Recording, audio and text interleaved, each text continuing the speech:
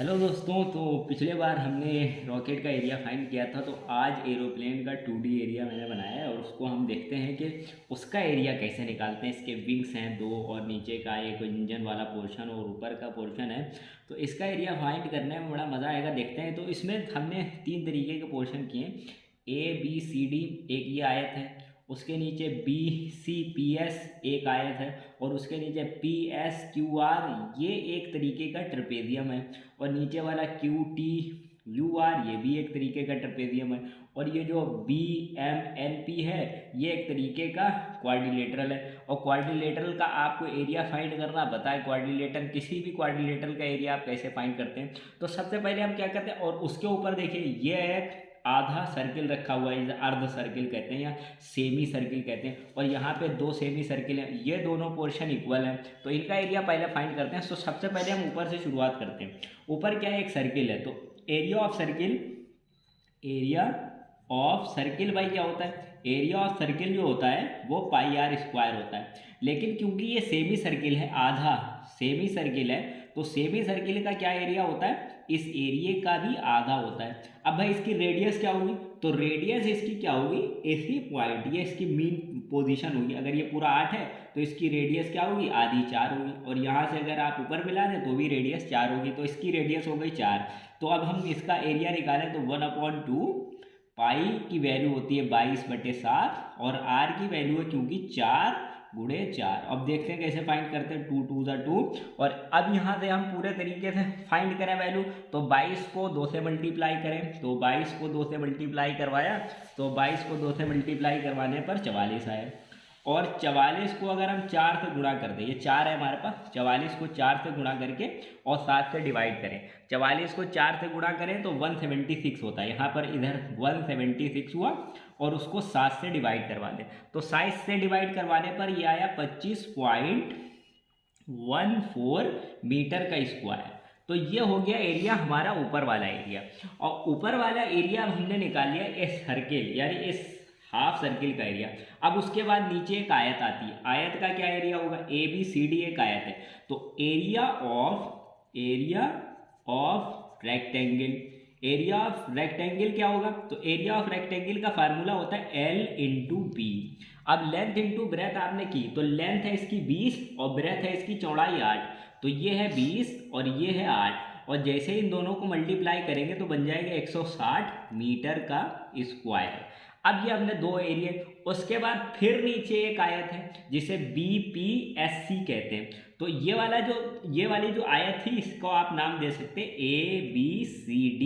ABCD एक आयत थी, उसके ऊपर एक सर्किल था, दोनों का एरिया आ गया। अब तीसरा पोर्शन आया ये वाला, ये भी एक आयत है, तो आयत का एरिया कैसे, आयत कौन सी है, ये वाली आयत है BPSC एक आयत है, बिहार पब्लिक सर्विस कमीशन नहीं, BPSC एक आयत है। तो BPSC का एरिया कैसे होता है, ये है वाली साइड है 13 और ये वाली साइड है 8, तो L/B होता है इसका फार्मूला और होती है 13 × 8। तो 13 को जब हम 8 से मल्टीप्लाई करते हैं तो 104 मीटर का स्क्वायर आता। अब हमने 3 एरिया, पहला, दूसरा और तीसरा फाइंड किया।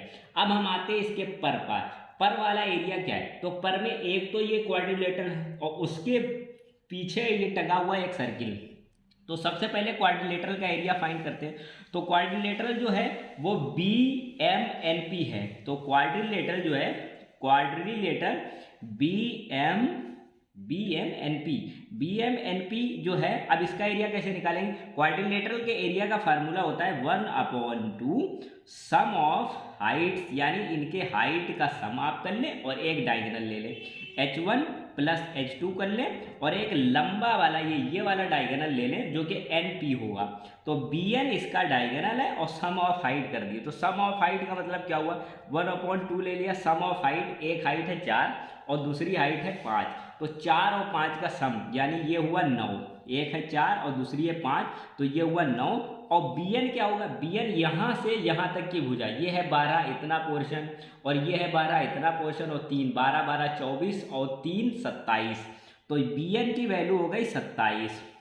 अब 5 4 9 होते हैं। अब हम इसको फिर यहाँ पर देखते हैं, तो BM एन पी की वैल्यू हो गई 1/2 इंटू 9 गुणे 27। 9 गुणे 27 आप फाइंड करेंगे तो अब ये पूरे के पूरे आप डिवाइड करेंगे तो 2 को पहले 9 से डिवाइड 9 को 2 से डिवाइड करो।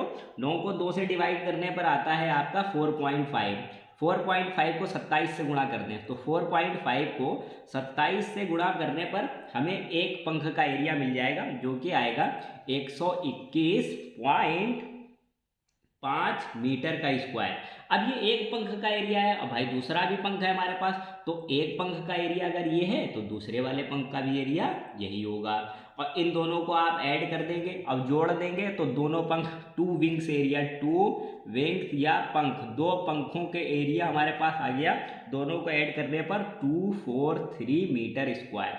ये हमने किसका एरिया निकाला? इस वाले पंख का और इस वाले पंख का एरिया निकाल लिया। अभी तक हम यहाँ से ये और ये पर पहुँचे।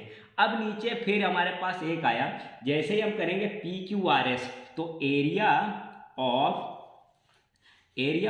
PQRS, तो PQRS मैंने पहले ही बताया, तो PQRS में ये वाली साइड और ये वाली साइड पैरेलल है, तो पैरेलल साइड है, जाहिर सी बात है कि ये एक तरीके का ट्रेपेजियम है। तो PQRS का फार्मूला ट्रेपेजियम का क्या होता है?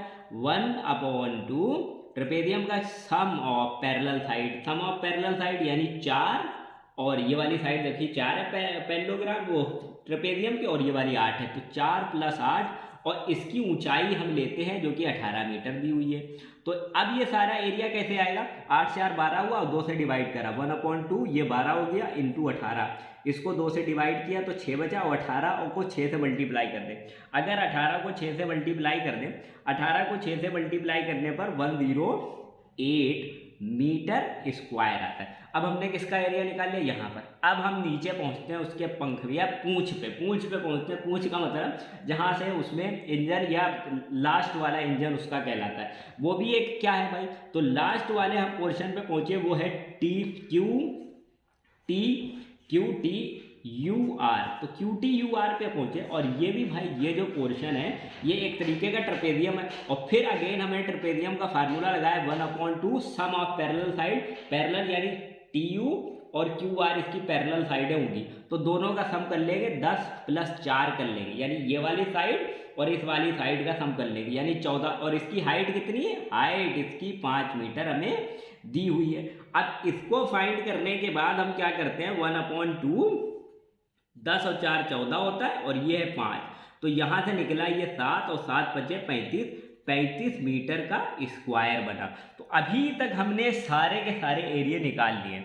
अब सारे के सारे जब हमने इसके एरिया निकाल लिए हैं तो टोटल एरिया हमारे पास क्या आएगा? टोटल एरोप्लेन का एरिया आएगा। टोटल एरोप्लेन का एरिया आप क्या करें? सम कर दें 25.14 को और उसमें सम करें 165, यानी पहला आपका था 25.14 मीटर स्क्वायर प्लस फिर उसमें करें 160 मीटर स्क्वायर, फिर उसके बाद आप 104 मीटर का स्क्वायर, फिर आप करें जैसे कि 243 मीटर का स्क्वायर और लास्ट में आपको करना है 35 मीटर स्क्वायर। लेकिन यहीं पे लास्ट नहीं होता, क्योंकि इस पंख में एक और एक 2 अर्ध सर्किल जुड़े हुए थे जिनकी रेडियस थी 1.5 यानी 5 डायमीटर का इसकी रेडियस थी।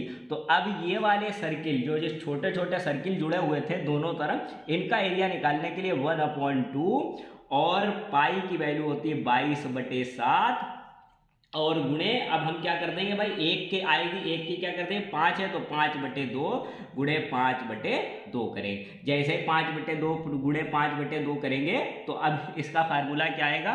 तो देखते हैं कि भाई 22 को हम अगर काटें तो ये 11 बचता है, 11 को 5 और 5 से गुणा कर दें तो 11 × 5 = 55 और गुणे 5, 11 को 5 से गुणा कर देते हैं तो देखते हैं कि क्या आता है। 11 को गुणा करना है 5 से, फिर उसी को गुणा करना है 5 से और फिर उसको डिवाइड करवा देना है 28 से। तो 28 से हम डिवाइड करवाते हैं तो 9.82 आता है। तो 9.82 मीटर स्क्वायर आया एक का, तो दूसरे वाले का भी इतना ही होगा 982 मीटर स्क्वायर, दोनों का ऐड कर दें तो इसी में अगर 9.82 ऐड कर देंगे तो 19.64 मीटर स्क्वायर आ जाएगा। अब यही उठा के यहाँ पर लास्ट में हमें ऐड करना पड़ेगा, और जैसे ही हम इसे ऐड कर देंगे तो टोटल एरोप्लेन का area of aeroplane, total area of aeroplane 160 में 25.14, और उसके बाद 104, 243, फिर 35, फिर 19.64, और इस तरीके से टोटल एरिया हमारे पास आ गया 586.78 मीटर स्क्वायर। ऐसे निकलता है किसी हवाई जहाज़ का एरिया। हवाई जहाज़ बनाना इतना आसान नहीं है, इसमें एविएशन के तमाम नियम और एरिया के तमाम फार्मूले यूज़ होते हैं। तो ये है हवाई जहाज़ का।